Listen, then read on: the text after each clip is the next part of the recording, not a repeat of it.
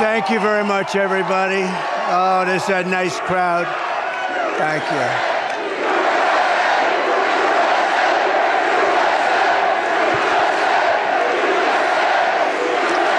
Well, a very special hello to Greensboro. Hello, Greensboro. And another hello to North Carolina, because I've been at North Carolina a lot lately, you've probably seen.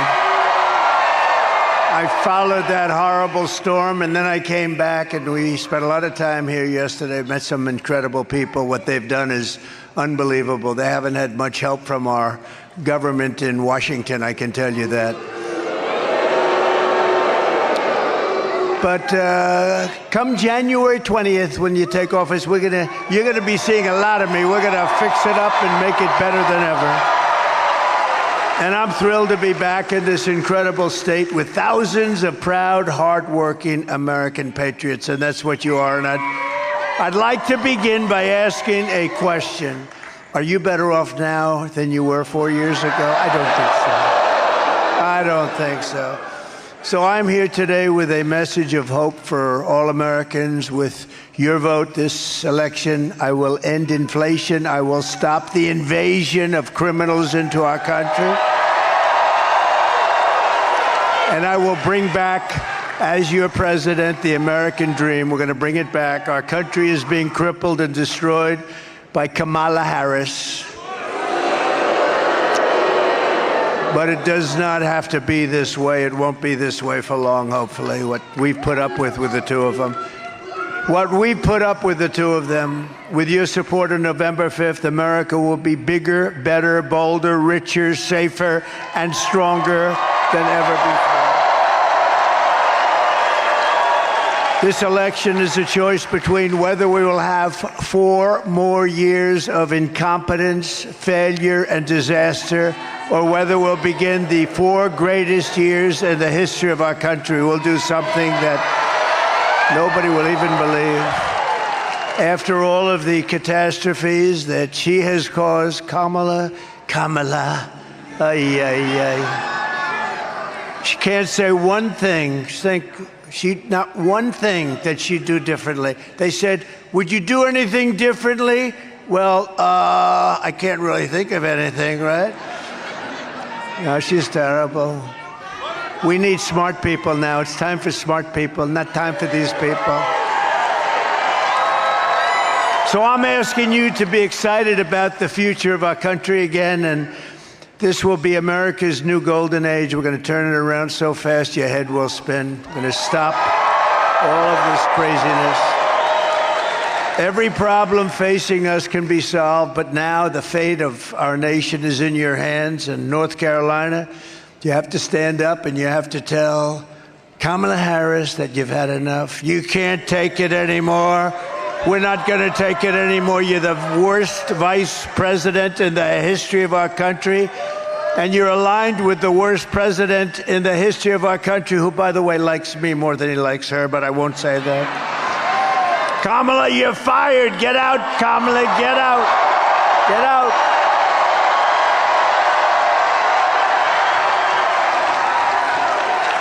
No, I think she probably does.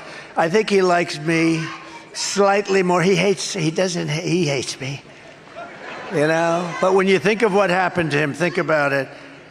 He was doing okay, and then he had sort of a bad debate, and his numbers went down a little bit, and that's to be expected. And then they went to him, and they really just took the presidency away from him. And he's got a lot of anger in his heart, he's got a lot of hatred in his heart, and much of it goes to her, because she was the first one out. She failed. She was 22 people were going for the Democrat nomination, right? And she was the first one. Think of it. She was the first one out. And now they're a threat to democracy, as they like to say. They're a threat to democracy. But nobody would have thought that was possible. And now she's cratering in the polls. You know, you see it, because they're learning who she is. She's a radical left lunatic. Yesterday, I was here in North Carolina, outside Asheville, where I witnessed the terrible devastation of Hurricane Helene. To every family who has lost a loved one or a home, or they lost so much, our hearts are with you and we are praying for you. The polls are open for early voting in North Carolina, and every day from now till November 2nd and then on November 5th. Oh. You know, if you think about it, that has a chance to be the biggest day in American history. That could be a very exciting day. It's going to be the most important election in American history. I really believe it, because our country has lost its way. We are a failing nation. I don't like saying that, but we are indeed a failing nation. What a nice crowd this is. Wow.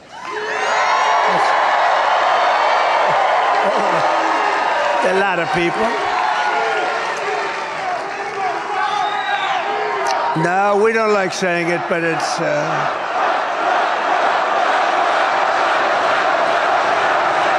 you.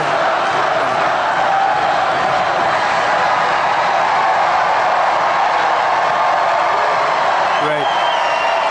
What people? What people? We're going to take care of you. We're going to work together. You know, we won twice here. And we won twice everywhere, if you want to really know that. We won twice everywhere. Too big to rig. We got to make it too big to rig. Everybody get out, but we're going to make it too big to rig. But if you're displaced due to the storm, you do not have to return to your home county to vote. You can request a ballot to your temporary housing location and go to TrumpVote24.com/NC for more details. You know what? The amazing thing, and the fake news is picking it up, that's a lot of fake news tonight. That's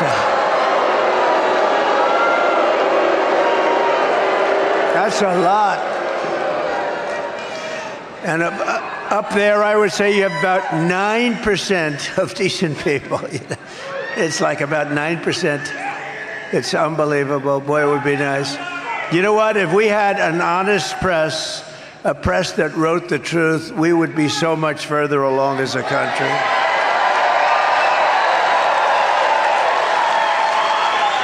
But that's a big group back there. You know where Kamala is today? They don't want to tell you. No. You don't know where she is? You know where she is? She's sleeping. She took a day off. She's got no energy at all. Her speeches last for about 15 minutes. Peter knows that, by Peter. Her speeches last for about 15, 20 minutes. She's out of there. And right now, so think of this. We have 14 days to the most important election in the history of our country. It's actually only important for that. For us, it's important. For them, I don't think it's that important. I really don't think it's that important. But you know what she did? She took a day off. How do you take a day off? 14 days, you don't take days off, right? I've gone 52 days now. I got 14 more. We don't take days off. We got to win this thing. If we don't win it, our country's in big trouble. Our country's in big trouble. No, I heard it today, and she's taking another day off tomorrow, they say. What the hell? Maybe she knows something that we don't know. Do you think she knows some kind of result that we don't know about?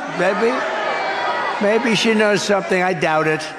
No, she's bad news. With your help, 14 days from now, we're going to win North Carolina. We're going to defeat Kamala Harris. And we're going to make America great again. We're going to make it so great, right? This state was once the beating heart of American manufacturing. You know that. You know what happened. But year after year, globalist after globalist, radical left politician after radical left politician, Kamala Harris and her party sold you out, allowed your jobs to be plundered and stolen from you by other countries. After NAFTA and China's entry into the World Trade Organization, some of the worst things that ever happened to this country, North Carolina, lost over 300,000 manufacturing jobs, like taking candy from a baby, including 60% of its furniture manufacturing jobs. You know, I used to come here to buy furniture. I'd come here. the artists you had. They were artisans. They were incredible. I'd like to see a new handle on the chair, and you'd have a guy, oh, yes, sir, ding, ding, ding, ding, ding. I mean, the most incredible talent, but stupid politicians took that away from you. Really stupid, horrible politicians. They took it away. They took it away. It went to China and lots of other places. And you heard, when I bought some furniture, the chairs would break. People would sit in the damn chairs, they'd break. I'd end up getting sued all the time. I like North Carolina much better, if that's okay. Under Kamala, the United States lost 50,000 manufacturing jobs just this year alone. I don't even mention Biden anymore. I don't know what the hell's going on there. Who do you tell? Who's running this place? You know, we're close to a nuclear war, and we don't know who the hell's running our country. Is it him? He goes, Obama's running it. Obama. That's another beauty, Obama. He did great, didn't he? He did great. If you like a divided country, he was fabulous, Obama. He was a real beauty. But under the Trump administration, we're going to take back what's ours. We're going to take it back. We're going to bring it all back. We're going to end the looting, ransacking, raping, and pillaging of North Carolina and our country, our whole country, because you're one state, but this has happened to many states. Look at what's happened in Michigan with the automobiles. I mean, they were the capital of the world for automobiles. Now they're really just hanging by a thread. And because of me, I just stopped the largest plant anywhere in the world being built in Mexico, owned by China. They were going to make cars. And they were going to, you know this story, came a year ago, they announced, largest plant in the world. They were going to make cars, sell them into the United States, and destroy Detroit, Michigan, and all of Michigan. They were going to make more cars in that one plant than all of Michigan makes as a whole. And I said, you're not going to do it. And I said, you know what? I'm going to run for president, and I'm going to put tariffs on that damn plant, and you're not going to do it.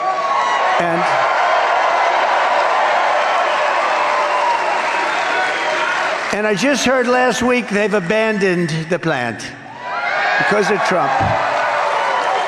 Because they think we're going to get elected, and they say if Trump gets elected, we're going to lose our ass, and we're not going to do it.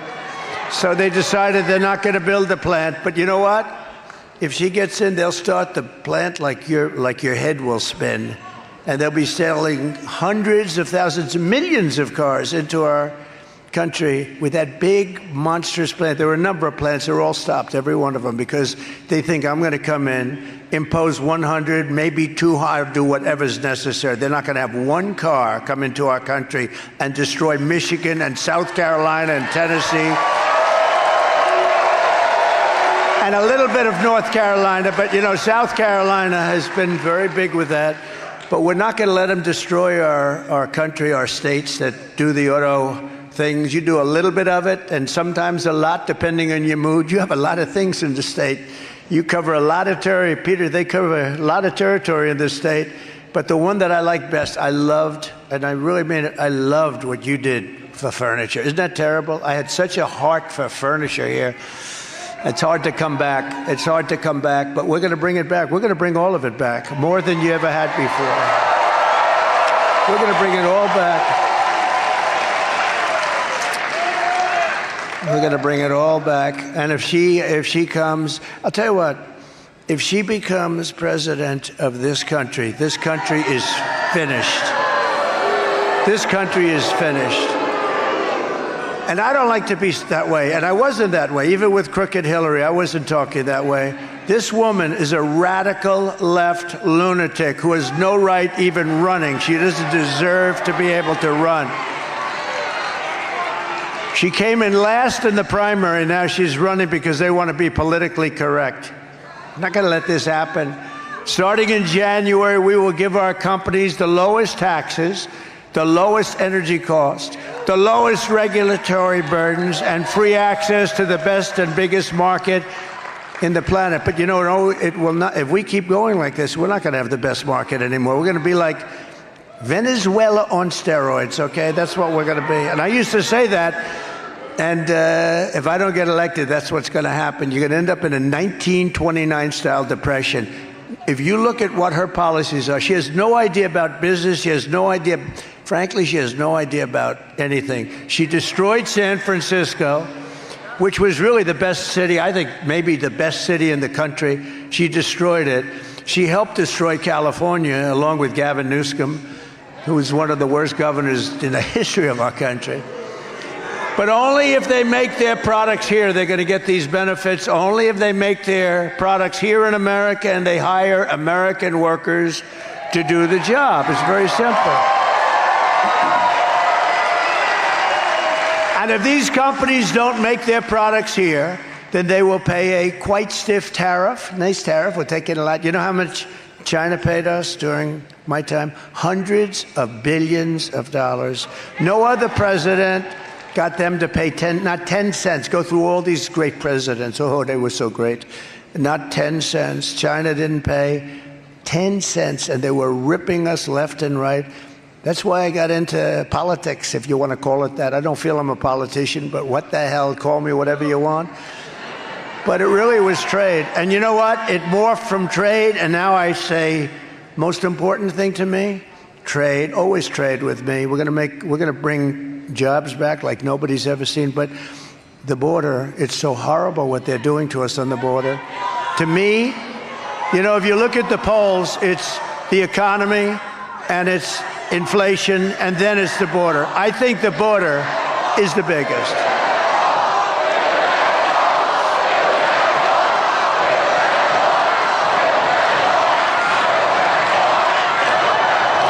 Thank you. Thank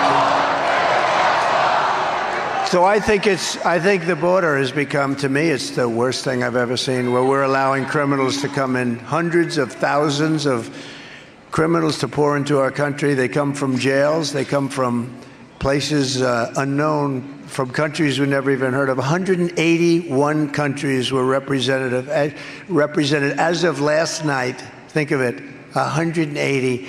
To me, number one is our border. We don't want murderers. We don't want people from mental institutions coming in. We don't want people coming in who are terrorists. And I think it's number one. And then number two would be economy. And number three is inflation, or you could put them together, do it any way you want. But I think that the border is the biggest threat to this country.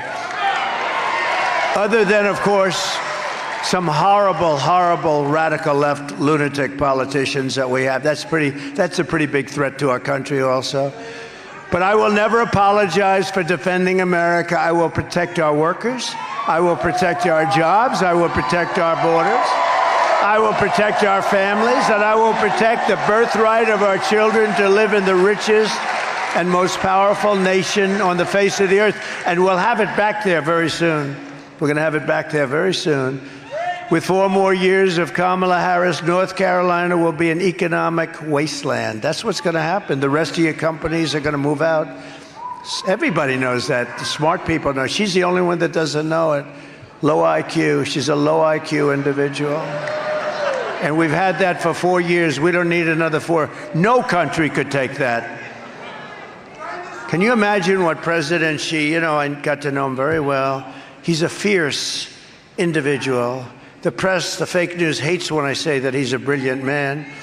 He runs 1.4 billion people with an iron fist. If I say he's a brilliant man, they say, he called him a okay, he's not a smart man at all. These people are crazy back there, I'm telling you. Am I allowed to say he's smart? Is he smart? He's a smart man. He's a fierce man. I get along with him very well. Putin, these are people that are tough people. Kim Jong-un, North Korea, nuclear weapons all over the place. I said, you ever do anything else? Go to a game, do something, you know. He loves producing nuclear weapons. That's what he likes producing. And he's got a lot of them. And he has no respect for our leadership now. And he didn't respect Obama. He thought Obama was a real jerk. A real jerk. And I think he's a real jerk because I've watched him campaign over the last couple of days. I watched him campaign. What a divider he is, right? What a divider he is. He'd divide this country. He couldn't care less. Him and his little group of people. He was terrible. But I've watched what he's done. He's trying to campaign because she's incapable of campaigning. So they send him in to try. He's not going to do it. He also, you know who he helped? He helped Hillary Clinton. How did that work out? He came out for Hillary. So they sent out the same thing. But the fake news, they don't talk about that. They said, oh, they're bringing out Barack Hussein Obama. Oh, Barack, remember Rush? Barack Hussein Obama. Rush Limbaugh, we miss him, don't we? Don't we miss him, Peter? They're bringing out Obama. I say, oh, they did that with Hillary Clinton. Good, I'm glad they're bringing him out. The reason they're bringing him out, because he doesn't even want to do it. I think he's exhausted. I watched him talking. I think the guy's exhausted. And I never say a guy's looking old, but he's looking a little bit older, isn't he? You know, nothing wrong with that, nothing wrong. But he's exhausted. He's exhausted.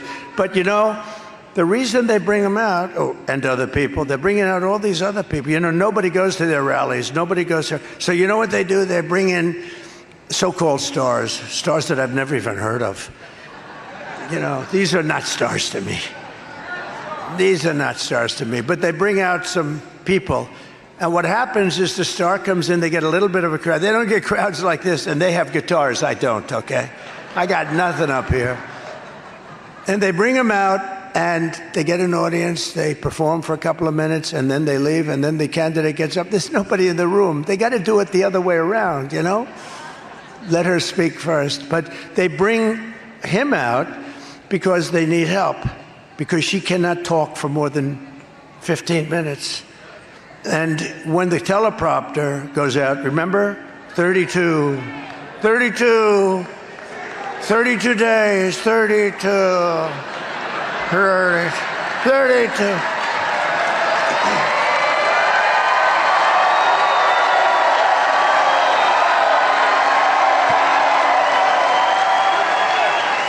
I said, what the hell is going on with her? I was watching.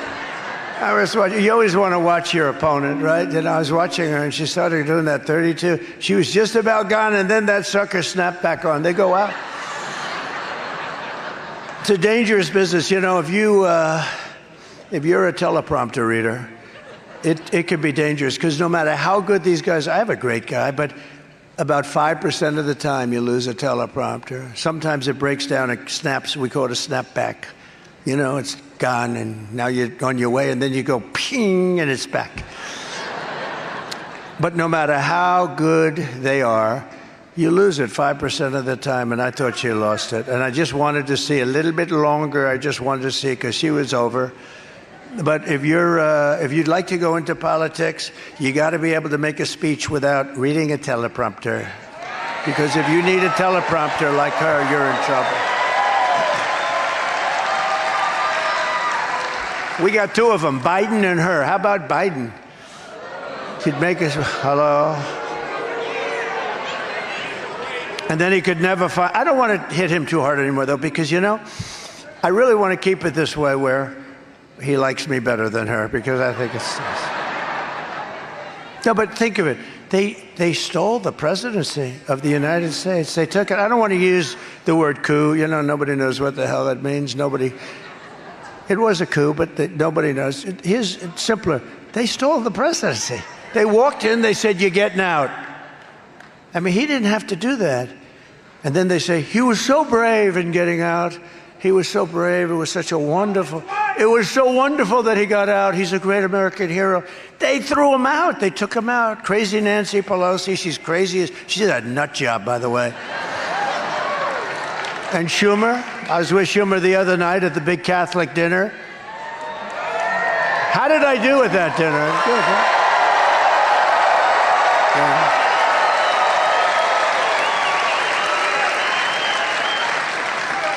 The Al Smith dinner, big dinner, 77 years. Almost without fail, every candidate goes to that out of respect to Catholics. And she said she's not going. It never happens. It hadn't happened in decades. And the last person, we know who that was. The last person lost, he lost everything but one state. You know what state it was? Minnesota, the home of the stupidest man I've ever seen run for office. Is there something wrong with that guy? He's always bouncing. He's going with his heart. Yeah. I never got that. But there's something wrong with that guy, I'm telling you. And you know, that should enter in. And I have somebody the exact opposite, a brilliant guy, J.D. Vance, who's really very solid, very solid.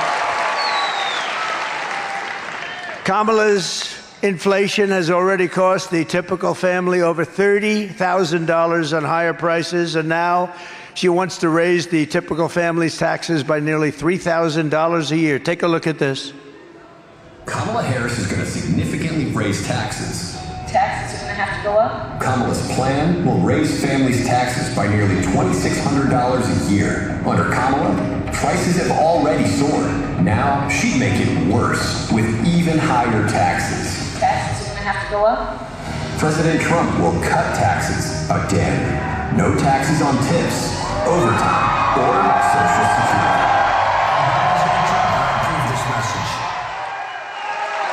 Thank you. Remember when I said no taxes on tips? And then like a month later, she goes, we will have no taxes on tips. Oh. And the place was booing her. They said, you're a little bit late. Anyway, and you never heard it. I haven't even heard her say it again after that, because that just shows you the kind of dedication they have to their statements. No, she's the taxing queen.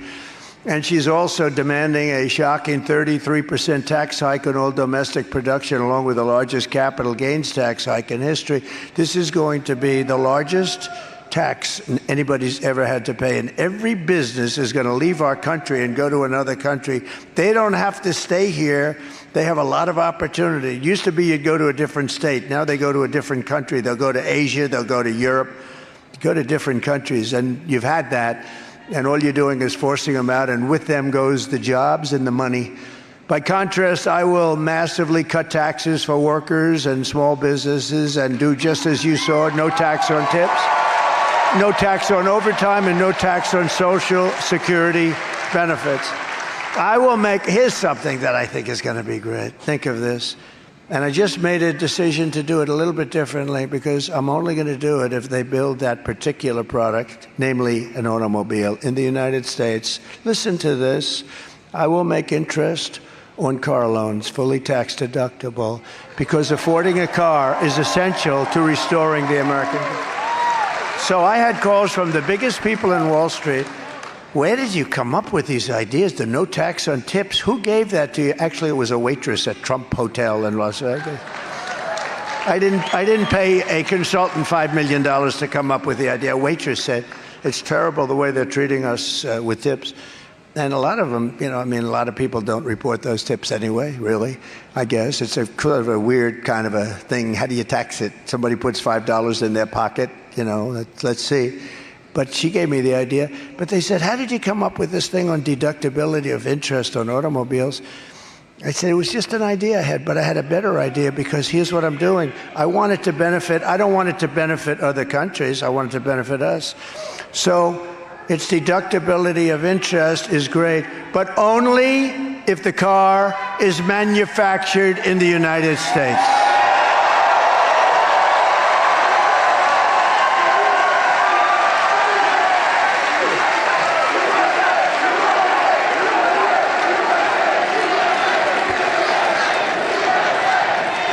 Is that a great idea? Why the hell would we give them taxes if they manufacture the car in China or Japan or lots of other places that stole our business over the years? Mexico is a very big threat. I'm telling you, it's a big threat. So we're doing that now, and I think that's going to be great for Detroit. And we're leading in Michigan, by the way, by good margin, because of the cars. Because of the brilliant mandate that Next week, you're going to be forced to drive all electric. Everybody's going to have an electric car.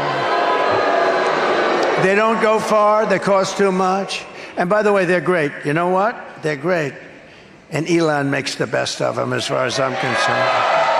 But, and he'll be the first to admit, it's a certain market, and it's a certain market for certain things, but you have to have gasoline powered. Here we have more gasoline, we have more oil and gas, we have more liquid gold than anybody in the world. And we're trying to go all electric. So we want that. We want hybrids. We don't want hydrogen cars. We don't want hydrogen. Would anybody like a hydrogen car? You know what a hydrogen car? It's a great car. It's a wonderful car, except if it happens to explode, then you are unrecognizable. They said they have it down. They don't think more than 10 or 20 will explode a year. But if it does, you're gonzo.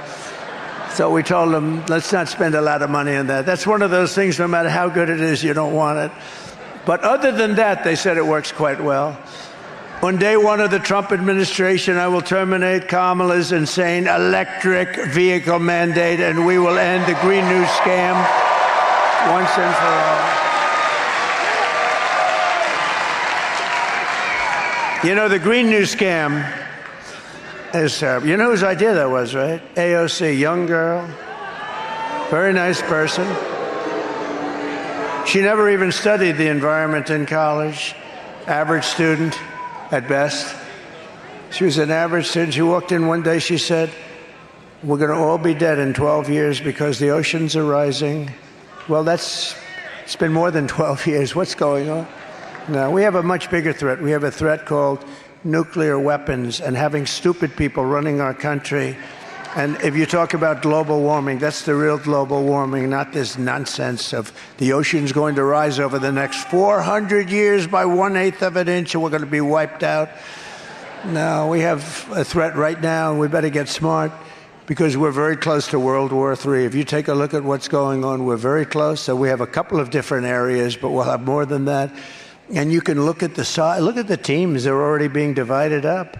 You see what's going on with Iran and Russia and China, and now other countries are adding into that group, North Korea.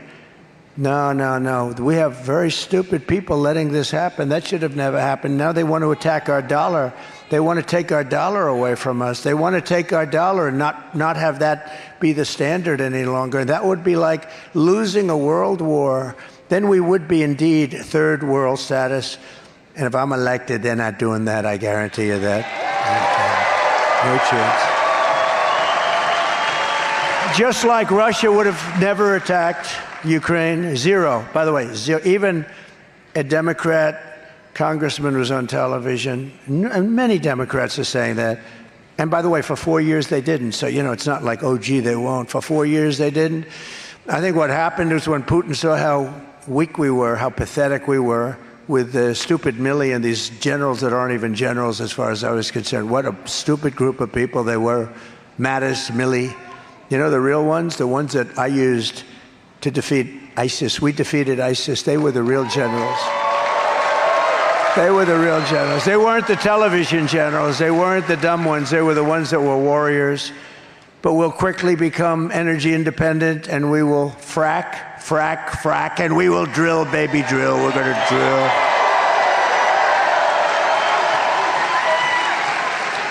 And I will cut, in 12 months from January 20th, that's the day we take office, I will cut your energy prices by 50% within 1 year. And we can do it. No other country can say it. Very few countries can say it, but no other country can say that. We have more liquid gold. We're going to drill. Your prices are going to come down. Then everything else is going to start coming down, too, because you're paying too much. You know what people tell me mostly? Groceries. A simple word, groceries. I say, what do you mean? The overall effect of bacon and lettuce and all of this stuff is the biggest, the worst we've ever had. We've never had anything like it. How about interest rates? When I was president, think of this, when I was president, interest was 2.2%. Now it's 10%, and you can't get any money, so it's much higher than 10%. And I have really good news because I keep hearing people say $2.50, $2.25 a gallon. So the other day I'm looking at some things and some statistics. So we had $1.84 a gallon. That was the real price that you had, $1.84. Compared to now it's about $4, but it was up to $5. In California, it was $7 and $8. We were at 184, and everybody was happy. It was nice to drive to Washington, D.C., but the problem with Washington, D.C., is too dangerous. We're going to clean that city up, and we're going to make it greater. We're going to make it safe so you can go down. And you can see the Washington Monument. You can go see Honest Abe, and you can see Thomas Jefferson. They wanted to rip that down. Remember, they wanted to rip down the Thomas Jefferson? And I said, that's not going to happen. Remember, I passed that law, the old law that was, they came into town, they wanted to rip down our statues. And I said, well, do they have a point? You know, a couple of them were a little rough, then I said, well, now I heard they want to rip down Honest Abe Lincoln. Now you're getting a little bit nasty. And I went out, and we were tough. I said, give me that law. I want to sign it immediately. We took it. It was an old law from early 1900s. And it basically said that if you so much as look at or touch any monument anywhere in the country, federal monument, anywhere in the country, you get immediately 10 years in jail with no early getting out stuff. And I signed it with a news conference, remember? I said, anybody that wants to play games with me, you can play games, but it's not going to work out well. And we had a lot of people in Washington. They were having a lot of fun thinking about which statue they're going to take down. And as soon as I signed it, I watched the backs of those people. I don't want to use the word asses. I watched the backs of those people leaving town. They all left town very nicely. We had no problem. But just recently, a month ago, they were in Washington, and they're spray painting beautiful limestone lions and doing tremendous damage, fighting with the police. And by the way, nothing happened to those people. You know, when you spray paint over limestone, you'll see it in 100 years from now, because limestone's a very porous. I was really good at real estate and building. Limestone's very porous stone. And that stuff goes right into that. You can't get it out unless you want to do it with a chisel, and that's not going to work. And you're going to see that in 100 years from now. And it's very, very sad. And nothing happened to those people, nothing. I watched it very closely. And they did great destruction, and they had fistfights with our cops, right? They had fistfights. They were rolling in the grass and fighting our police. Nothing happened to them. Under Kamala's economy, millions of Americans are suffering because of inflation. They're losing their jobs. You can't afford housing, groceries, or a car. And yet Kamala is importing millions of illegals across our borders and giving them taxpayer benefits at your expense, while taking the jobs from African Americans and from Hispanic Americans at levels that we have not seen. You're going to see reports coming out very soon. They're trying to hold it until after the election. Hopefully it won't matter, because we're going to win by so much. But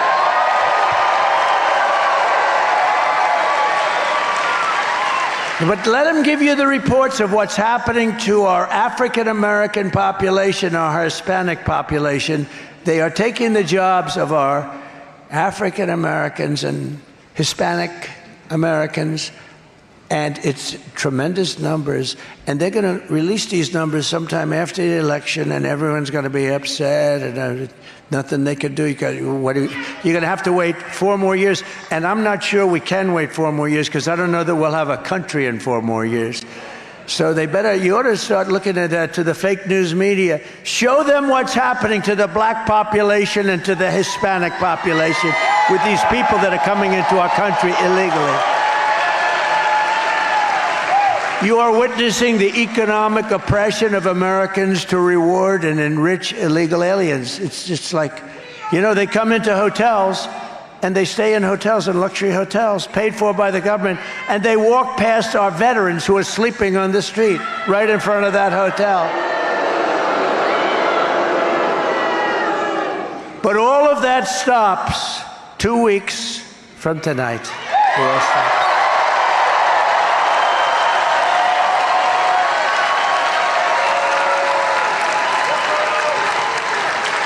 For 4 straight years, Kamala Harris has imported an army of illegal alien gang members and migrant criminals from prisons and jails, from insane asylums and mental institutions all around the world, from Venezuela to the Congo. Not just South America, this is all over the world. We're the dumping ground for the whole world to put their criminals into. And she has resettled them into your communities to prey upon innocent Americans, and that's what they're doing. You just take a look at what's going on in Colorado, take a look at what's going on there. They're taking over. They're in the real estate business like I am. The only difference is I go out and borrow nice money from a bank. They do it with guns. You see what's going on in Aurora? But it's not just Aurora, it's hundreds of communities. They don't want to talk about it because they don't want to destroy the reputation of the community, and they better start talking about it because they won't have a community. When I win on November 5th, the migrant invasion ends and the restoration of our country begins. It's going to begin. Are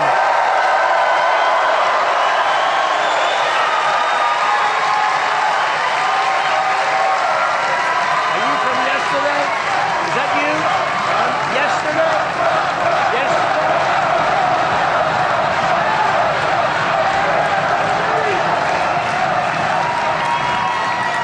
One of the deadliest and most vicious migrant gang that Kamala has imported into our country. Let them just come in. Remember, she's a stupid person. Open borders. Open borders. As soon as I saw it, I said, well, wait a minute. I know the world. I know many of the leaders of the world, other than the ones that were changed, not that many. I know them. They're smart. They're streetwise, very streetwise people. I said, wait a minute, they're going to let all their prisoners out into our country when you have open borders. There's no checking, there's no vetting. And very importantly, Border Patrol, they're phenomenal. They endorsed me last week with the strongest endorsement that you've ever seen. Unanimous. Unanimous. And in the endorsement, they said she is so bad, there's never been anybody bad. That by itself should cause her. Thousands of people voted for me, unanimous endorsement of the Border Patrol, because we had the safest border. Bring down my favorite chart. I love this chart. I sleep with this chart. I kiss this chart every night. I love it. I love this chart. Isn't that a beautiful? Every night I roll it up and I kiss it. Because I wouldn't be here right now without that chart. I look to my right, bing. I said, what the hell happened? But look at that arrow in the bottom. That's when I left office. That's the day I left office right there. That's the lowest we've ever had. This was done by Border Patrol, by the way. And look what happened after I left. There was an explosion, like one of Elon's rocket ships. Look at that. How good is Elon, by the way? Is he great? You know, here's a guy. You talk about, he is so smart. We're inside, beautiful place, beautiful arena, packed, nice, probably 71 degrees. We finally have air conditioning. Some of these things don't have air conditioning. It's brutal. Congratulations to the people who own this place, whoever the hell owns it. We appreciate the air conditioning. But it's like 71 degrees. It's beautiful. Elon is right now in Pennsylvania politicking because he thinks this is the most important election in history, and he says we won't have a country. How cool is that?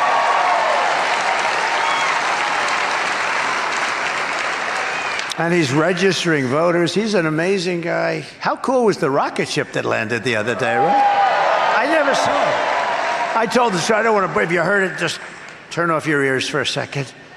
I'm talking to a very important guy, and I have the no sound on the television muted. And I'm looking at the television, talking to this guy, very important, but quite boring, to be honest with you. I hope he doesn't watch me say this, because he'll be able to figure out who it is. But anyway, I said, wait a minute, would you hold on, please, just for a second? Because I'm looking at the screen. I'm seeing this 20-story, huge tube pouring down and fire's pouring out of it. And it used to be white, but the heat is thousands of degrees coming down. They say thousands and thousands, so it's been beat up in that trip down. And I see this massive tube is coming down, and the fire's burning, and it's exploding all over the place. I said, oh my, this is terrible. It's going to crash. What the hell is it? I wasn't even sure. Maybe it was a movie. But I'm looking, it's the news. And I see it, and then all of a sudden, it's going to hit the gantry, and boom, a flame comes out of the left and pushes it over like it was nothing. I say, what the hell? And then these two giant arms, boom, they envelop it like a beautiful, I won't say it. I get myself into too much trouble. When I say that stuff, it's so great. I'd like to, but I'm not going to, because I'm going to be politically correct if you don't mind. You know what Elon says? Like two giant chopsticks. See, wouldn't I be better off if I said that? Wouldn't that, Mr. Wall? This guy is the greatest guy. Stand up. I love this guy. Comes to so many of these. And he's a very successful guy, but he likes these rallies. He's had a lot of them. We have the ladies from North Carolina here, too. Would you stand up? I call them the beautiful ladies from North Carolina, and you're not allowed to call ladies beautiful anymore. It's the end of your political career. If you say, aren't they beautiful, that's the end of your political career, but who cares? You are beautiful. Thank you very much, everybody. Thank you. They've come to, what number is this, like 230 or 240 or something? And they're happily married, because I've met their husbands. Their husbands are really nice. I don't know how the hell they put up with this stuff. But at least here we're in North Carolina. How long a trip was this? Pretty short, right? Well, that's a long time, 2.5 hours. That's like short compared to Texas, California. Thank you very much. It's a great honor. It's always nice to see them. They're always so brightly dressed. They got plenty of cash, you know. They're so brightly and beautifully dressed all the time and coiffed. They're beautifully coiffed. Thank you very much. Great honor. Thank you. And we have our front row jacks. We have our front row Jacks and Joes. Thank you very much. What happened? You're not in the front row. Whoa. These must be very powerful people in the front. Look at these people. Who are these people? They kept the wall back there. Wow. We got to figure this out. That young man must be a very powerful guy. But we appreciate it. We've had a lot of rallies, and we're going to have our biggest of all at Madison Square Garden.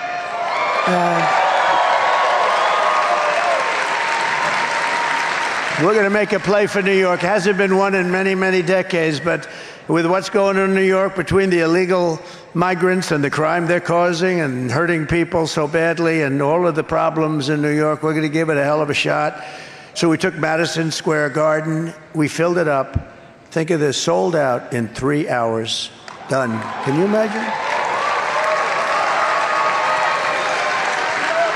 If a normal politician, and I don't say this in any way, I just say if a politician, like take our best politician, after me, take our best politician. If you had 250, 300 people, that would, you'd have 300 people in a ballroom or something. Ronald Reagan would have 350 people, 400 people. We sell out these things, 25,000 people at Madison Square Garden because we use the floor, right? The basketball. So we have the whole thing, holds 18 or 19,000. We have the floor. And it's sold out in 3 hours, so that's a great honor. But we're going to do a big one in the Atlanta arena. We're trying to sign the Philadelphia arena. We had tremendous success in Long Island, where the ice hockey team plays, the Islanders, and we could have sold that thing out 4 times. It was incredible. So we're doing them, and we're sort of, it's sad because we're sort of wrapping it up. You know that, right? We've been doing this now for a long time. We had 2 unbelievable elections. We had 2, but we are. I didn't even think of it. I was being interviewed by a very good person today, actually, and that person said, when you did Madison Square Garden, it's in a week, they said, is that sort of wrapping it all up, right? And I said, I never thought of it that way, but I guess you could. It's sort of wrap it. We have a few days left after that, but we sort of are. When you think we've been doing it from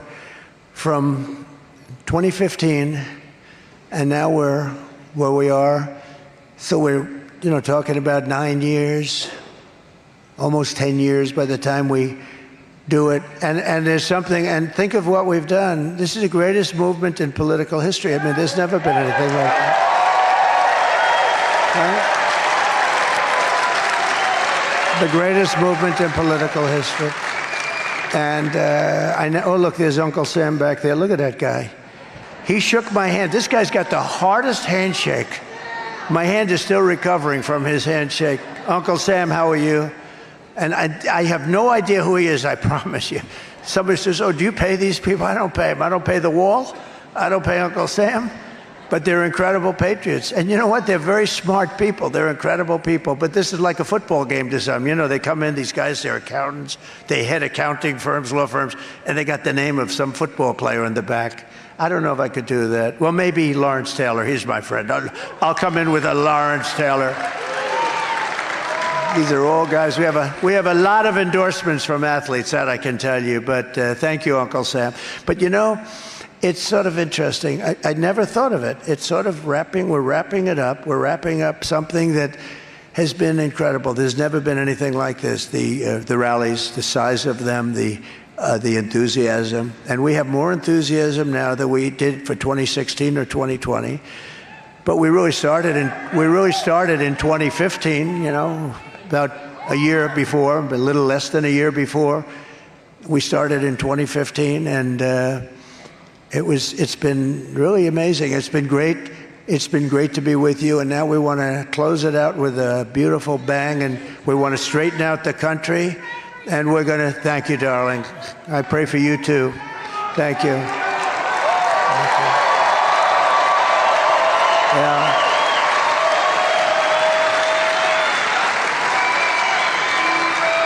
But it's been like a movement of love, you know, and it's like, you know, when we first started, there used to be like some fights, and there were problems where you have fight, not much, but we had some. It's been, and I don't want to jinx it by saying, but it's been like love. It's been like amazing. It is, and you know what?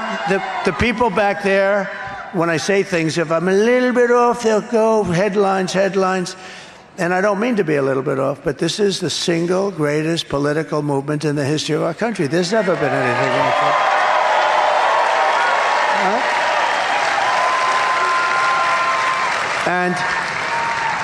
And if it wasn't, if it were just slightly behind some other movement that nobody could even come close to talking about, they would have headlines. I have to be very careful when I say things.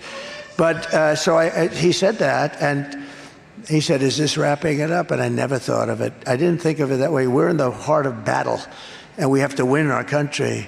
And then we're going to have 4 great years, and that's a different kind of a battle.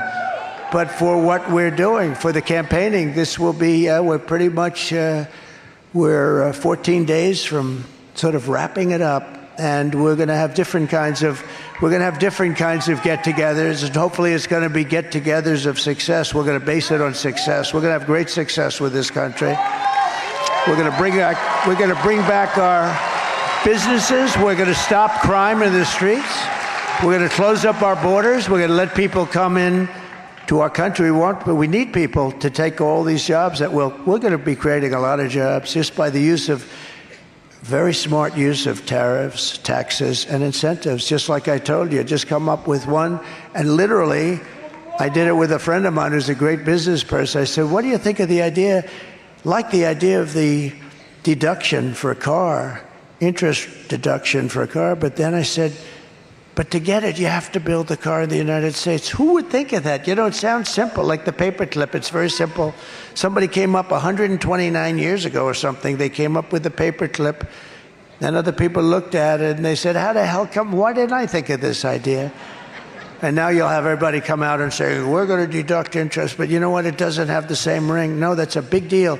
We're going to make so many cars in Detroit with that. That's going to be so big. But I said, wait a minute, if I do this, what are we going to do? Make more cars in China? You know, China, I put a tariff on Chinese, 27.5%. And because of that, they're not flooding our country. They're destroying Europe. They're just flooding Europe with cars. But we've kept our car companies, but it's a fraction of what it used to be. We had the glory days. We were making everybody's cars. The Cadillac was the most beautiful. To my father, having a Cadillac, he'd get a Cadillac every 2 years. That was his definition of luxury. I just want a Cadillac every 2 years. And today, you know, they don't talk so much about that. We're going to take care of our military better. We're going to take care of our military better than anybody. You know, with our military, we took care of our veterans better than anybody has ever taken care. We took care of our veterans. We got a 92% approval rating, and now it's back down to 44 or 43. We did choice. We had choice. So if a person had to wait, one of our great, because I call them heroes, one of our great heroes had to wait for a doctor. They could go out. If they had to wait more than one day, they go out and they get a doctor, we pay the bill. And in the end, it was not only was it good for them, it was also even efficient, because some of these people were dying. They'd wait for 4, 5, 6, 7 months. And we have great doctors in the VA, but the problem was the administration. And our guys did a fantastic job. We did another thing in the VA. We got rid of all the sadists and the sickos or wackos. You couldn't fire them because of civil service laws. And I got this all passed. We got this all passed in Congress. It was an amazing thing to get it passed in Congress. They were trying for 58 years for one and for 54 years for the other. And it worked out great. And now I understand that as of like yesterday, they're trying to get rid of, they call it choice, where you have a choice of going outside, getting a doctor.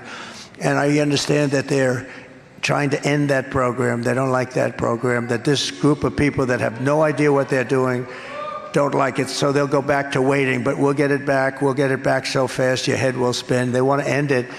They don't like it for some reason. I don't know why, but they don't like it. People were getting instant care, and it wasn't very expensive when you take into the fact that, and just take a look at this. You have a guy, he gets sicker, then he becomes terminally ill, and they have to take care.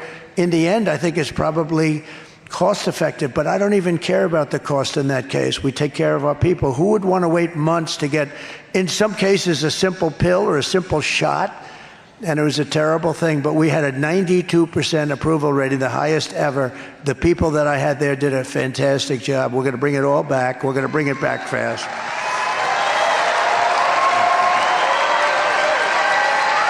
And one other thing, I mean, isn't it nice to have a president that doesn't have to read these stupid teleprompters, isn't it? Sort of interesting. I haven't looked at him in the last 15 minutes. You know, it's like interesting, but it's, I just do what we have to do. But you know, we did another program, Right to Try. It's the greatest thing. For 51 years, they've been trying to get it because we have the best doctors, the best lab technicians, the best labs, the best everything. And nobody could get it done. We would have something that really looked good for a certain disease or problem. It really looked good, but they couldn't do anything because the FDA wouldn't be able to approve it for years. I got that number way down, by the way, but they wouldn't be able to approve it for years. And what would happen was terrible. They would go to Asia, they'd go to Europe, they'd go all over, if they had money. Most of them didn't have money. They'd go home and they'd die. They'd die. So I said, we got to do something about this. And they've been trying for 50 years. They couldn't get it done because the doctors didn't want it because of the liability. The insurance companies certainly didn't want it. The labs didn't want it. Nobody wanted it, but nobody, everybody, they knew it was good, but they didn't want it. I got everybody into a room and I said, listen, we're going to sign an agreement.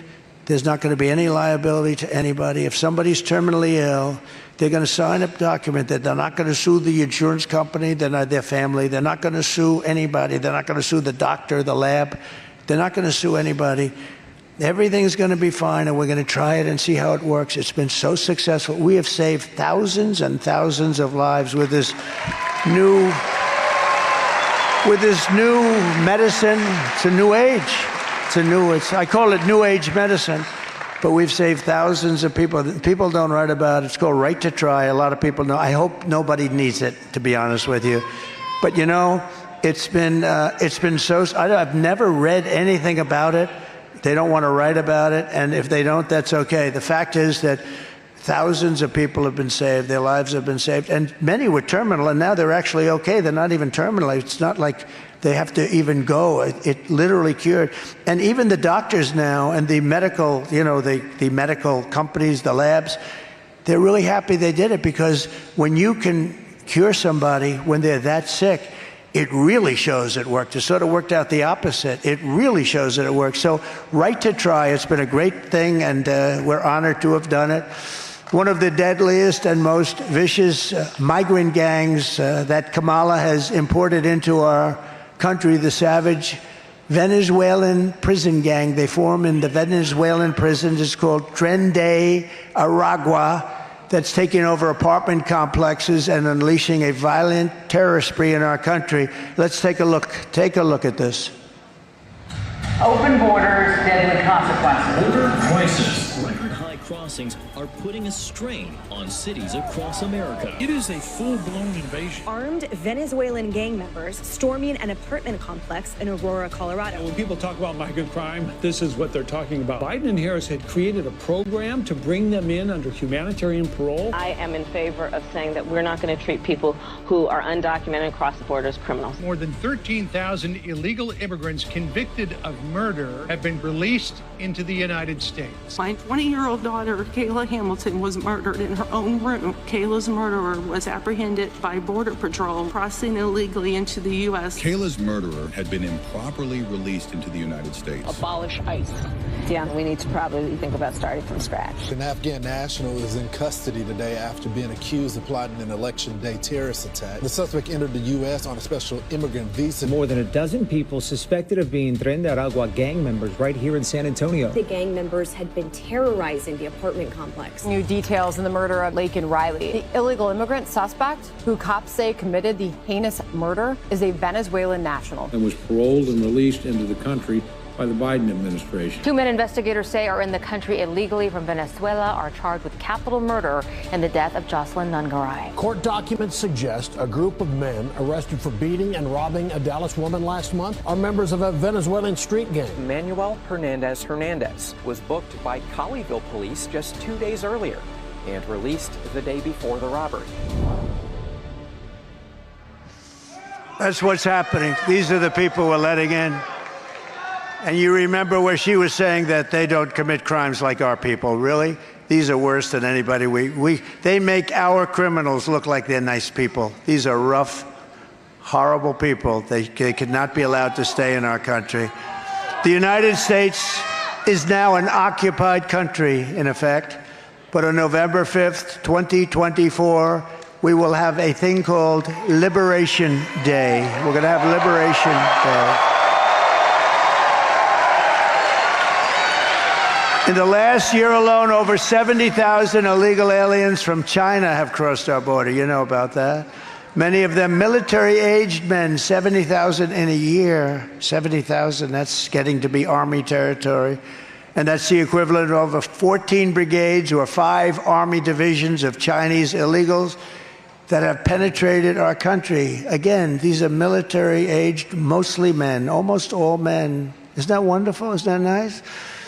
Under borders, Harris, she has no idea. The woman doesn't have a clue. Again, she's sleeping now while I'm working my ass off. Under borders, Harris, there have been at least 2 million gotaways. That's gotaways. They come through and nobody knows where the hell they're from. And that's, by the way, nobody has any idea. The number, if they think it's 2 million, it's probably 5 times that amount. 2 million gotaways from all over the world who charged the border and disappeared into the United States. They could be living right next to you in North Carolina, lovely house, little cabin right next to you. More than the entire active duty force of the United States military. This is the kind of numbers we're talking about, and they're rough. They're rough people. Who would have allowed this to happen? Who would have allowed this to happen?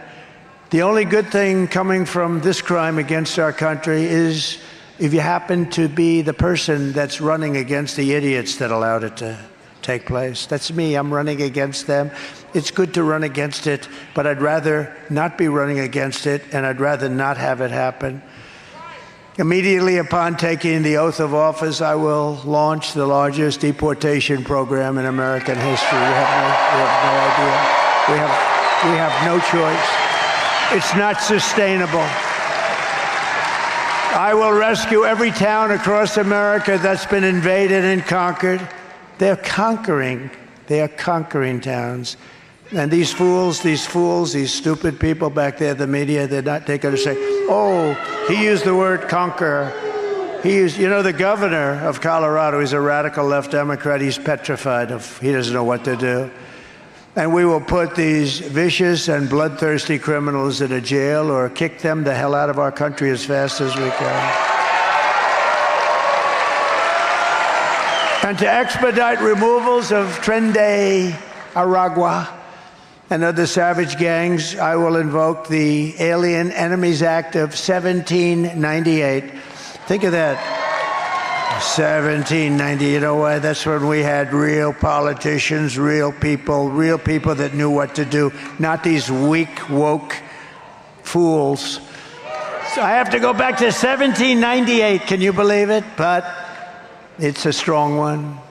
Think of it, Alien Enemies Act of 1798, and they used it to target and dismantle every migrant criminal network operating on American soil to make our people safe. And if they come back into our country, it's an automatic 10 years in jail with no possibility of parole. And I am hereby calling for the death penalty. And we have to do this. I'm calling for the death penalty for any migrant that kills an American citizen or an law enforcement officer. You kill an American citizen or a law enforcement officer, you get the death penalty. And we'll get that approved, too, because Congress is going to approve it. They're feeling the way you are. I will end catch and release. Thank you.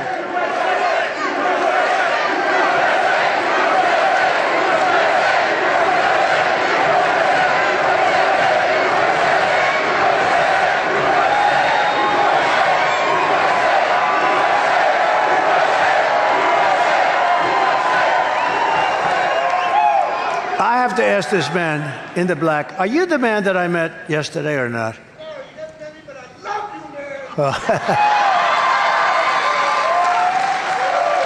That's you're just as good. No, I met some great people yesterday. I saw the devastation. It was incredible. He just said, no, you didn't meet me, but I love you, man. Thank you. That's cool. You're very cool. You're very cool. Thank you. I will end. Thank you. Thank you. Thank you.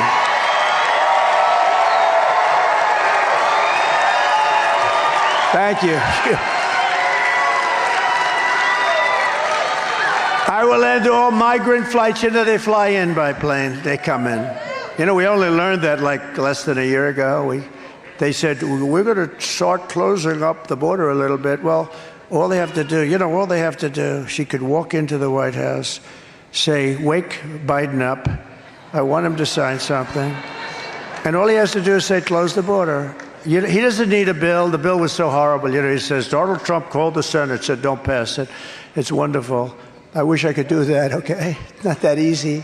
But the truth is, I had nothing to do with it. And I would be proud to do it because it was such a bad bill. But he doesn't need a bill. I didn't have a bill. I closed the border. I had the safest border. You see it. I had the safest border in the history of our country. We now have the worst border in the history of the world, maybe in the history of the world.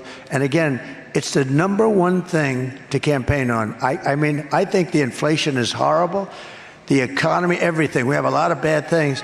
The number, when you see those killers, those guys that have military-style weapons.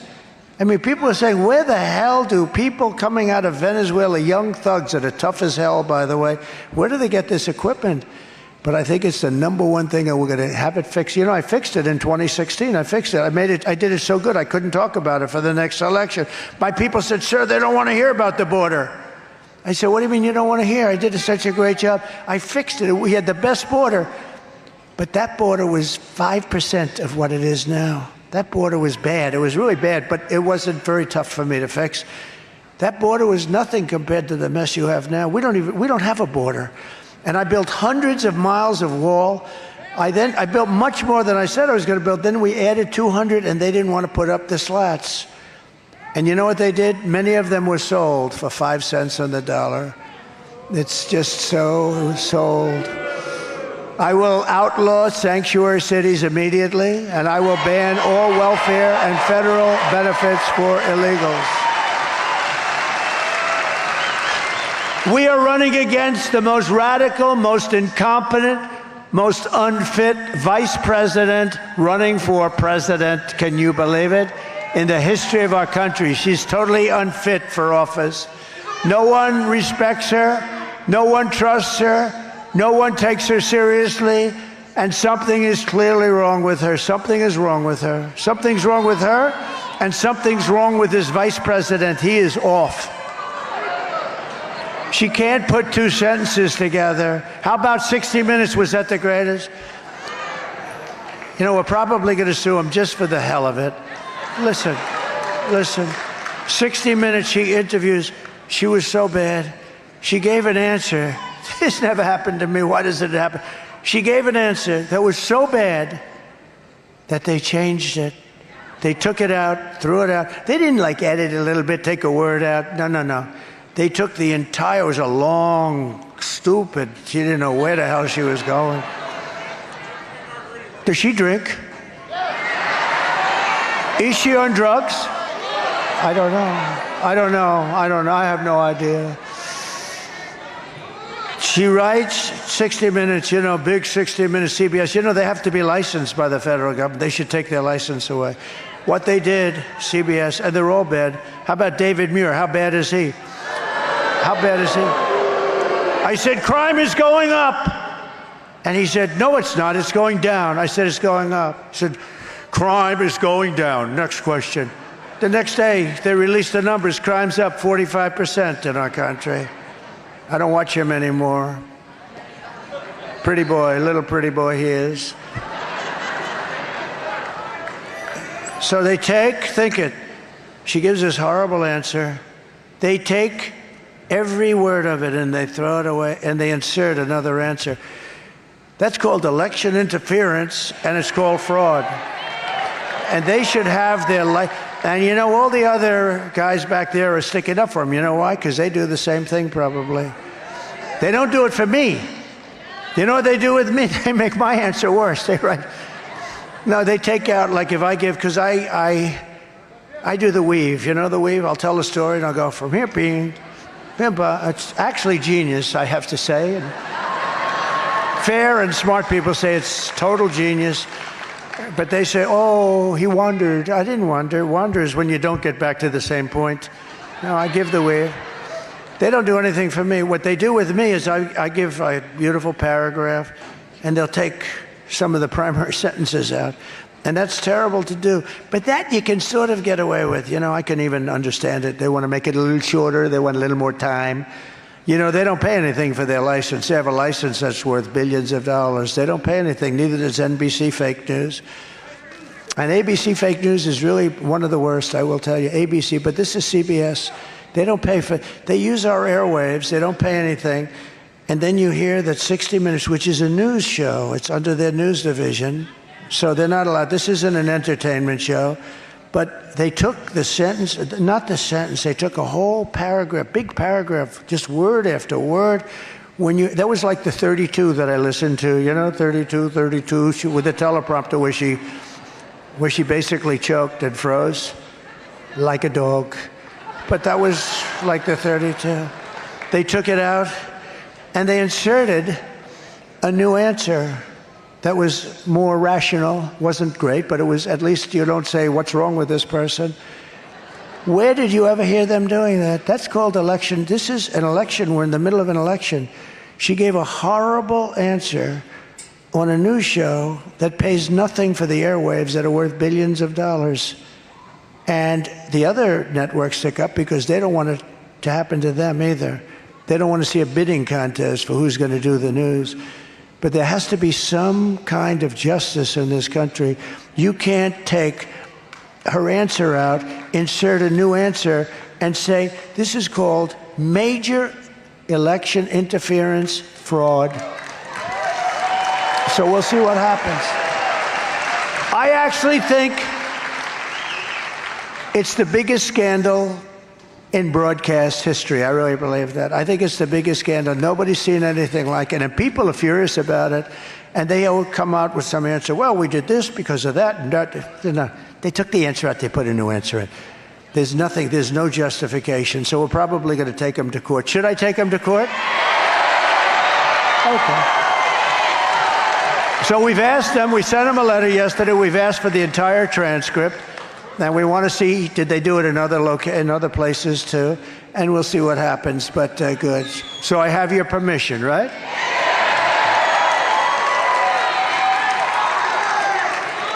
Who would think of these things? I mean, who would think? And it was a mistake. They made a mistake. That's how everybody found them. They made a mistake. They put out the original answer. Somehow somebody saw the original answer, said, that's not the answer she gave. And when they went back, they feel it was, they found out it was a fraud. It was a fraud on the American public, and they should pay a big price for it. And if they do pay a big price, it won't happen anymore. She's an international joke, and she's going to end up getting us into World War III, and Kamala is in free fall. She's in free fall with Arab and Muslim voters. Now, in Michigan, did you notice that my poll numbers are very good with the Arab voters? Did you see that? My poll numbers are very good. I appreciate it. You know why? You know why they're? Because I want peace in the Middle East. I want peace. I did the Abraham Accords. I want peace in the Middle East. So it's very simple. It's not, I want to see peace in the Middle East. But my poll numbers in Michigan are very good with they were supposed to, I was supposed to be 0, she was supposed to be 100. Now I'm beating her because they see how bad she is. But they don't like or respect her. She's sent their overseas, I mean, you take a look. She's sent their jobs overseas. She's brought in crime to the cities. She's taken in all of this tremendous fire. She's okay with it that took place in the Middle East. But you ask yourself, why would Muslims support Lion Kamala Harris when she embraces Muslim-hating and very dumb person Liz Cheney, a dumb person, who, by the way, lost for Congress in the biggest margin in the history of politics. She lost by almost 40 points. The reason she has that honor is that most people wouldn't have stayed in. A congressperson that's in that position normally retires before the election, which would have been a good idea for her to do. But Liz Cheney's a total loser. But her father brought years of war and death to the Middle East. He killed many Arabs, many Arabs and Muslims. And now Lion Kamala has embraced Liz Cheney. She embraced her. And why would a Muslim or why would an Arab want to vote for somebody that has Liz Cheney as her hero? Liz Cheney is a totally failed politician. Again, she set the worst record.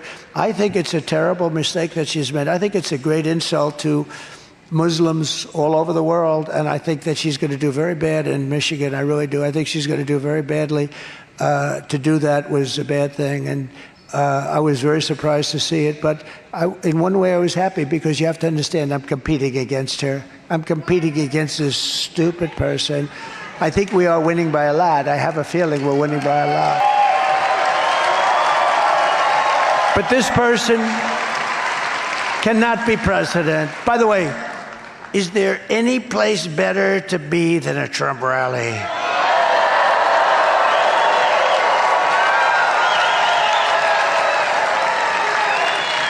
And don't get used to this, because it's only going to go on for another 2 weeks, isn't it? It's really something. It's only going to go on in 4 years, you'll be having rallies of 100 people, 200 people. Mr. Wall will be doing other things. Front row Joes are going to be doing, oh, these guys are boring as hell. We got two more weeks together with our big, we had 101,000 people in Butler. Think of that. We had 107,000 people in New Jersey. We're making a move for New Jersey, too. And 2 weeks ago in California, we had 109,000 people. So don't get too used to this. What are you going to do, Mr. Wall, when you come to a rally and there's like 150 people? What are you going to do?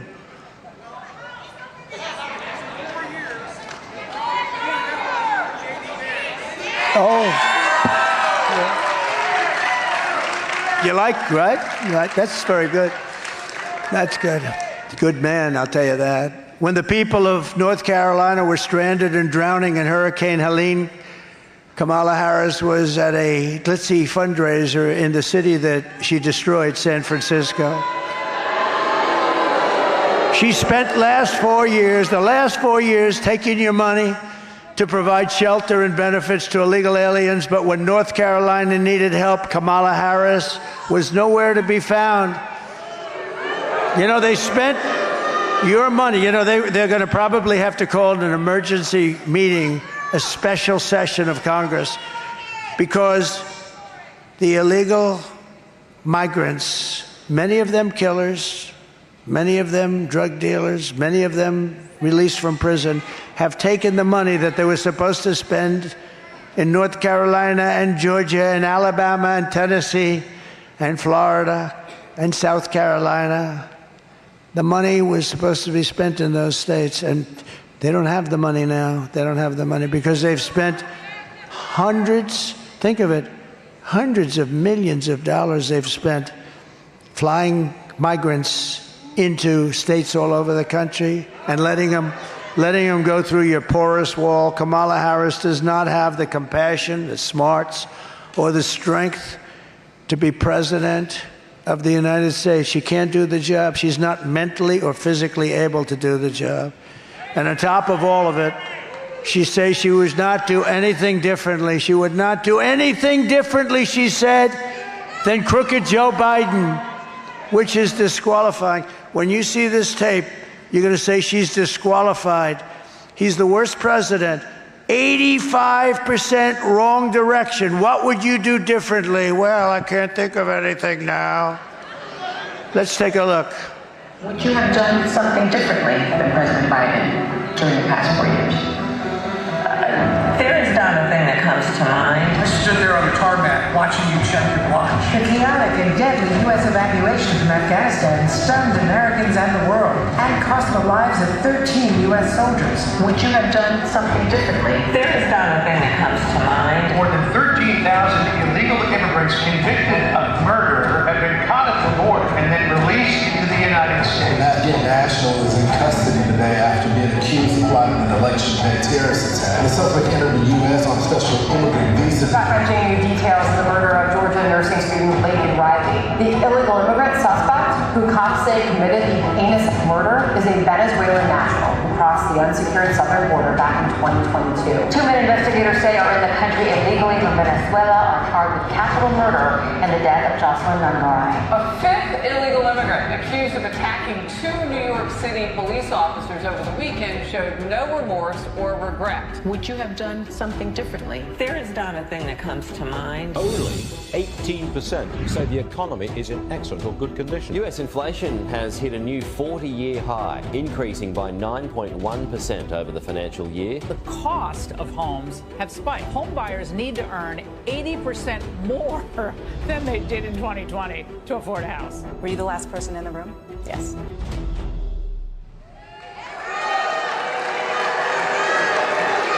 So North Carolina, if you want to end this disaster, you must go out. Just go out and vote. We got to win this. We got to get this thing. We're pleased to be joined tonight by some really great people, and one of them I'm very proud of. He's done a great job as your senator, Ted Budd. Where is Ted? Ted. Thank you, Ted. You're doing a great job. He's doing a great job. Proud of you, Ted. Really good. Congresswoman Virginia Fox, a warrior. Thank you, Virginia. Thank you. Congressman Dan Bishop. Thank you, Dan. Thank you. Thank you, Dan. A man who's been really fantastic. All I know is they had more people show up in the last 4 days than in 2016 or 2020. And many of these people lost their homes. They lost everything. And we had more people. We set a record. Can you believe that? That shows enthusiasm.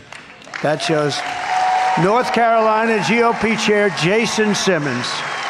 Thank you, Jason. Great job. How are we doing, Jason?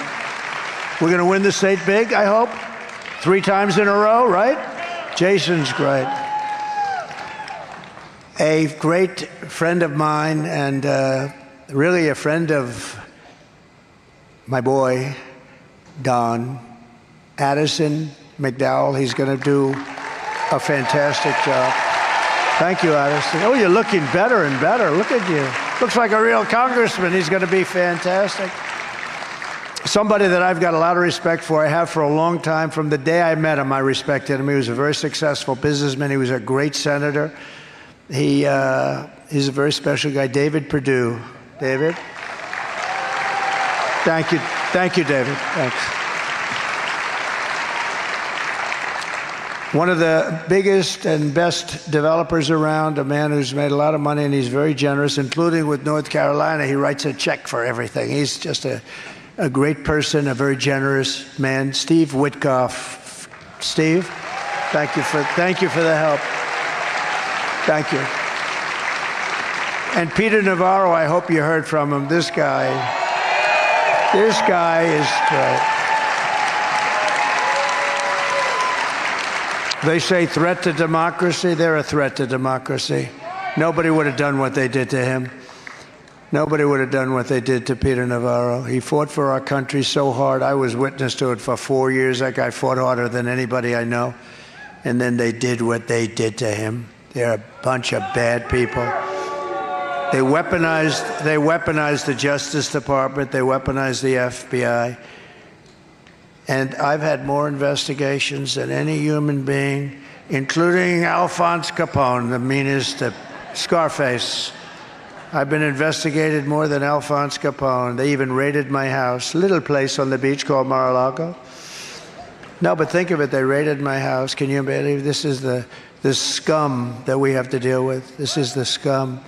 What they did to him and other of our friends and friends of the people in this room, it's a disgrace. And Peter, you're going to go down as a hero. You watch. Thank you.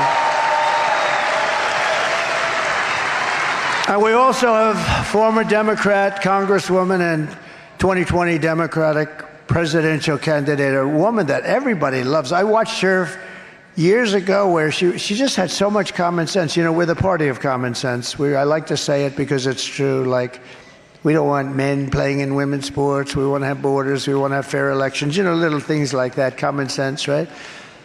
But she's here tonight, and I'm going to just ask her to come up and say a couple of words. Tulsi Gabbard.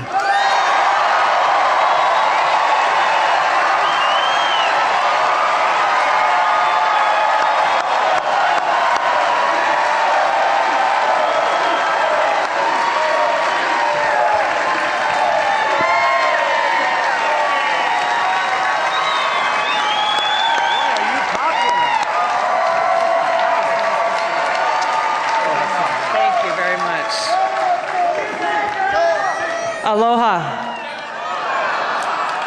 You know, I was a Democrat for over 20 years. Today's Democrat, thank you. Today's Democrat Party is completely unrecognizable, which points to the clear choice that we have in this election today.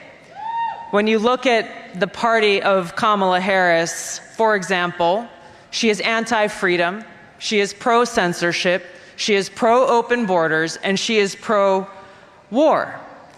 Without even pretending to care about peace, as President Trump talked about, she has shamelessly embraced the endorsement and support of warmongers like Dick Cheney and Liz Cheney and others who care more about power and feeding the military-industrial complex than they care about you, the American people, and peace.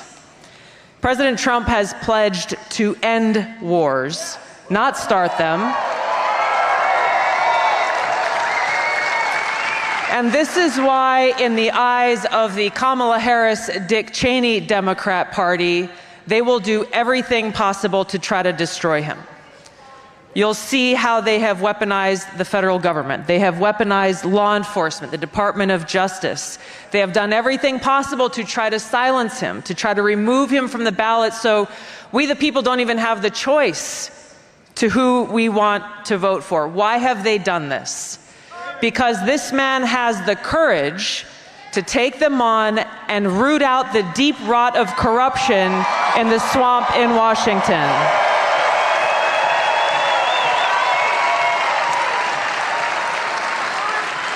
Now, voters have made their voices heard loud and clear, not once, not twice, but 3 times in the last 3 presidential elections, nominating this man to be the Republican nominee for president because of his commitment to these fundamental American principles of freedom and peace and prosperity.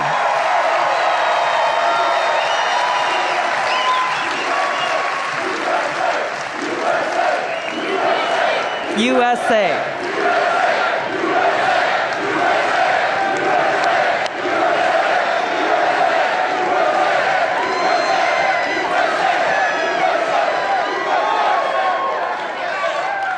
Now, to those of you here or those watching at home who are independent-minded people like myself, who love our country and are committed to the Constitution and to freedom, the Democrat Party has no home for people like us.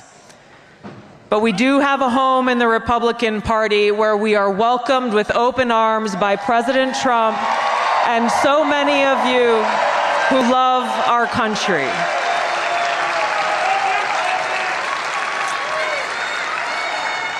And it is because of my love for our country, and specifically because of the leadership that President Trump has brought to transform the Republican Party and bring it back to the party of the people and the party of peace, that I'm proud to stand here with you today, President Trump, and announce that I'm joining the Republican Party.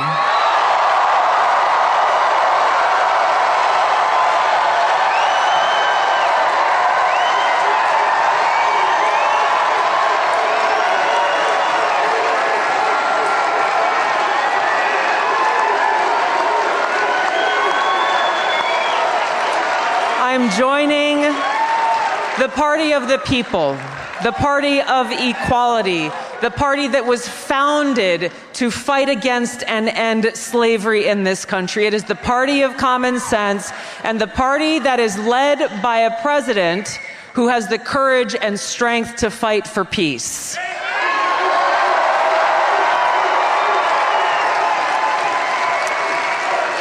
So, as we stand here today, we have 14 days until the most historic election of our lives.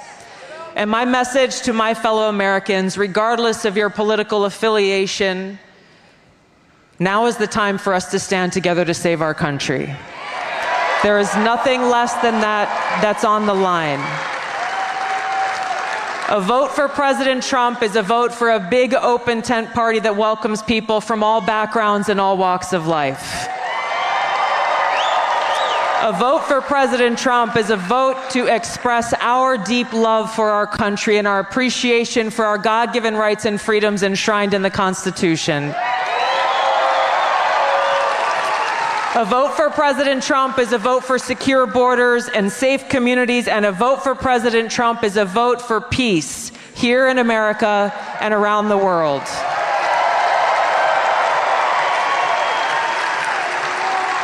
I'm looking forward to casting my vote for President Trump because you are our best and only hope in this election to lead our country toward a future where every one of us can live in a truly free, peaceful, and prosperous nation.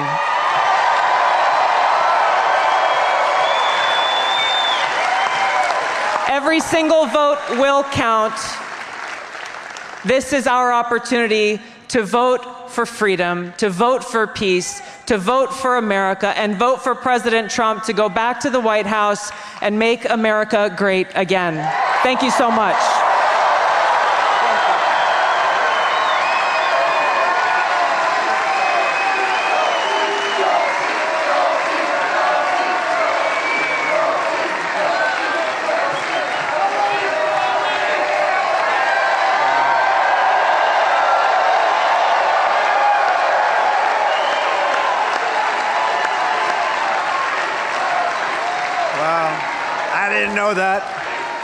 I didn't know that.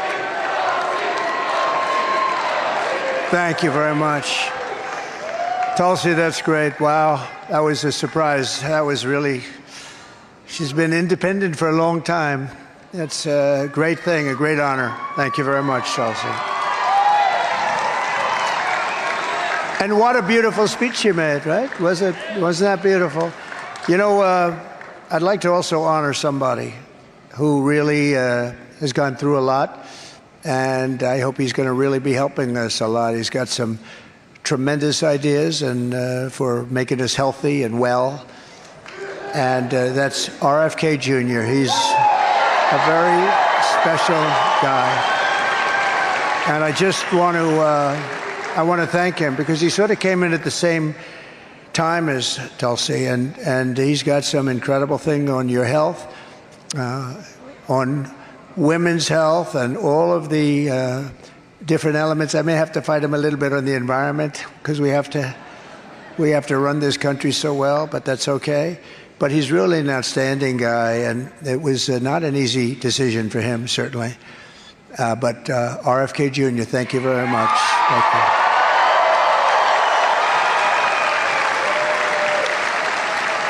Thank you. Thank you very much. So here are the facts on Kamala, just in wrapping it up. Oh, you thought he was here? No, he wasn't. I was wondering. I said, no, he is here in spirit, I can guarantee you he's here. And I'll bring him to the next one, but you won't be here. He's great. He's got some really incredible ideas, and he's so committed, it's incredible. So thank you very much to Bobby. But here are the facts on Kamala Harris. She's a radical left Marxist, rated even worse than crazy Bernie Sanders or Pocahontas. She destroyed our economy. She was an original creator of defund the police movement, and anybody who wants to defund the police, even for a day or a week, is not worthy of being president of the United States. Can't be. Kamala Harris vowed to abolish ICE. These are great, powerful people, strong people, because that's their job. They have to get some of the worst gang members and drug dealers and everything else out of our country. I know a lot of great, tough people right here, but they don't want that job. But she wants to get rid of them. She wants to take them out. We're not taking them out. We're going to make them bigger and stronger because we have a lot of work to do in cleaning up our country and making our country safe. She vowed repeatedly to ban fracking as California Attorney General. You know this. As California Attorney General, she redefined child sex trafficking, assault with a deadly weapon, and rape of an unconscious person as a totally nonviolent crime. Think of that. And she pledged, no, she's so far left, she pledged to confiscate your guns and endorsed a total ban on handgun ownership. You know as soon as that comes up, she will literally guaranteed confiscate your guns. And she even called for free sex changes for illegal aliens in detention. All at taxpayer expense. And as you know, we had a little trip to McDonald's a couple of days ago.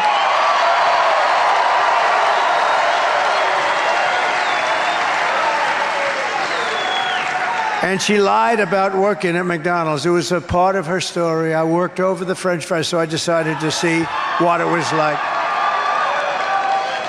And those French fries were good. They were good.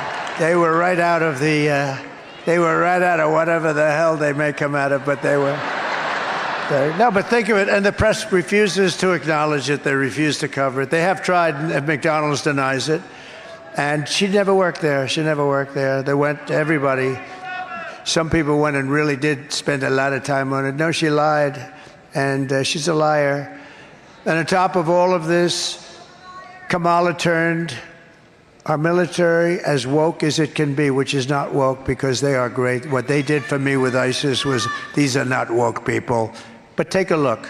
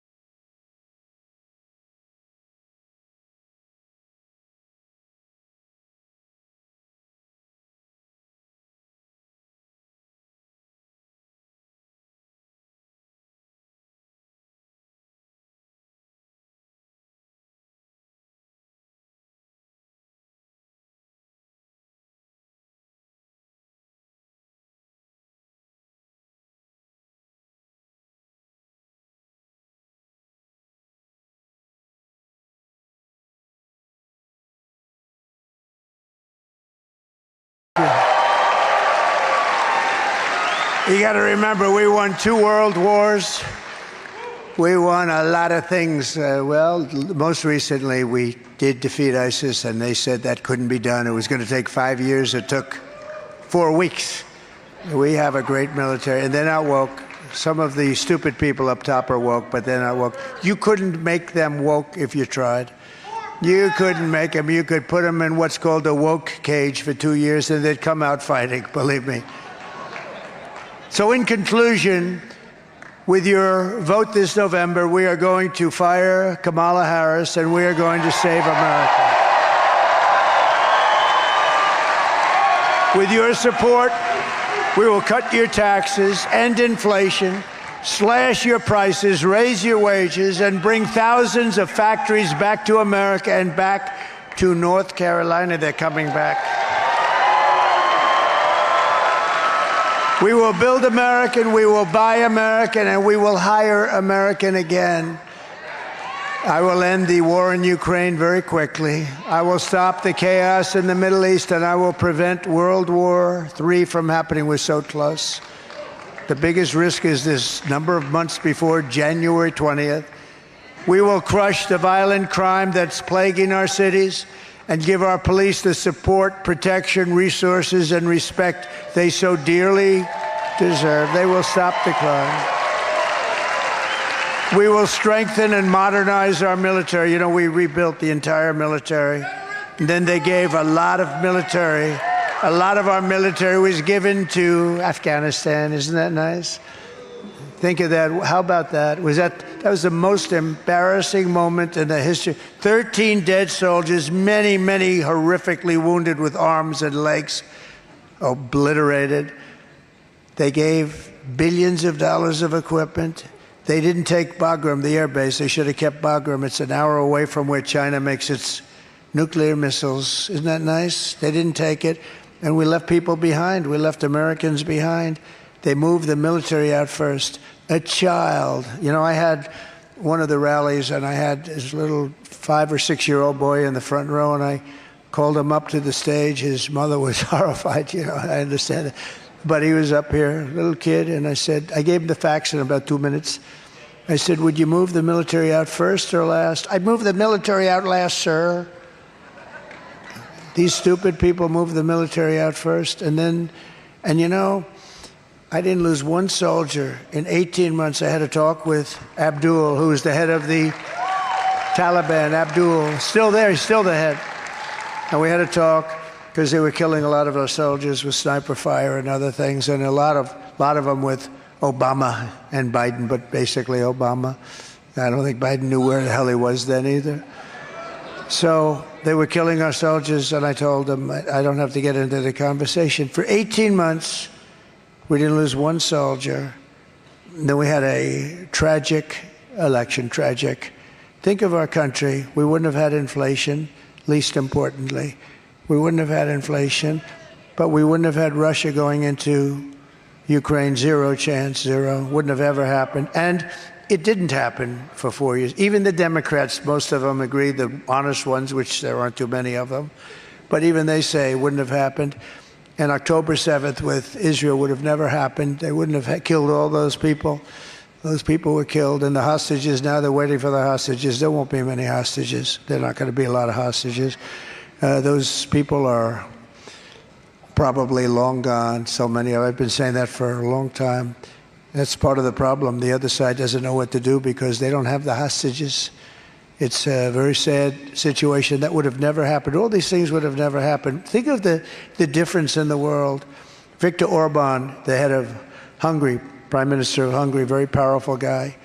He said, they said to him, what's going on in the world? It's blowing up in the Middle East. It's blowing up with Russia, Ukraine. What's going on? You didn't have any of this stuff when Trump was here. What is going on? He said, the problem is you don't have Trump. You put Trump back, it's all going to be better.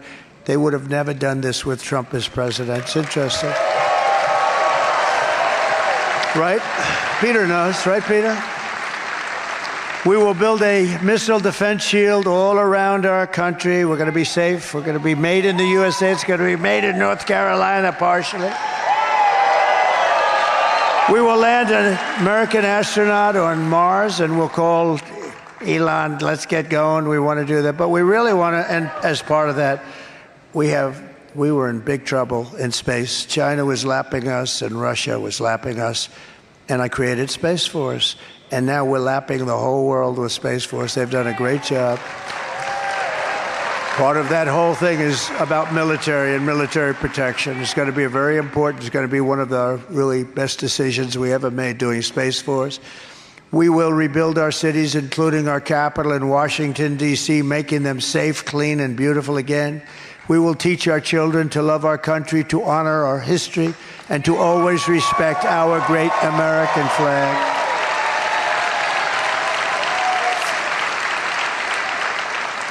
And we're going to go to Congress and ask very strongly, because that little riot that they had 3 months ago, they were burning American flags all over the place. We're going to ask Congress to, they say it's unconstitutional, I disagree, to give a 1-year prison sentence for anybody burning the American flag.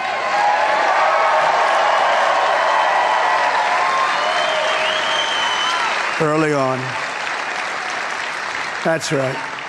That's very nice. Very good. You came prepared. Look at you. We will get critical race theory and transgender insanity the hell out of our schools.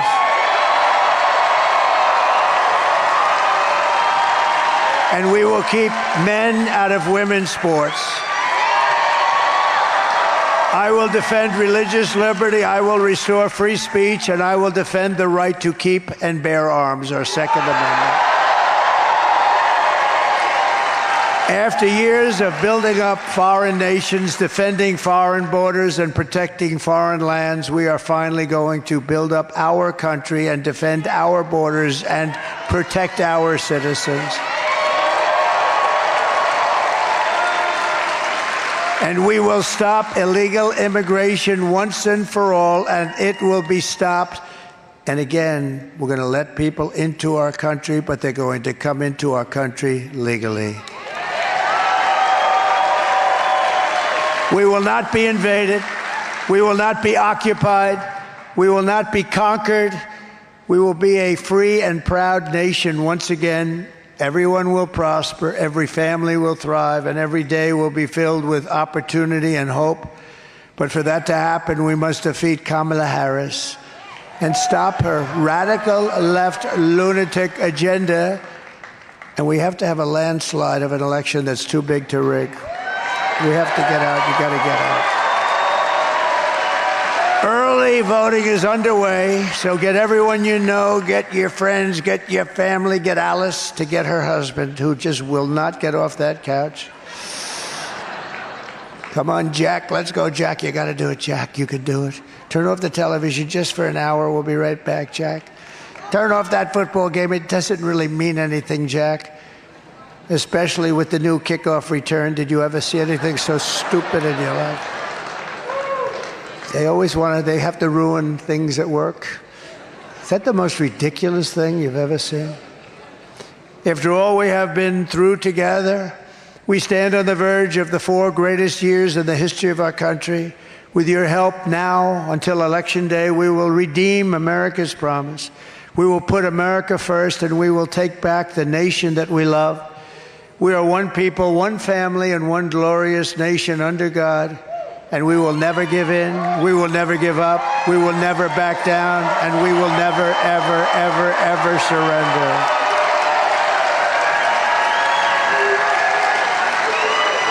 Together, we will fight, fight, fight, and win, win, win.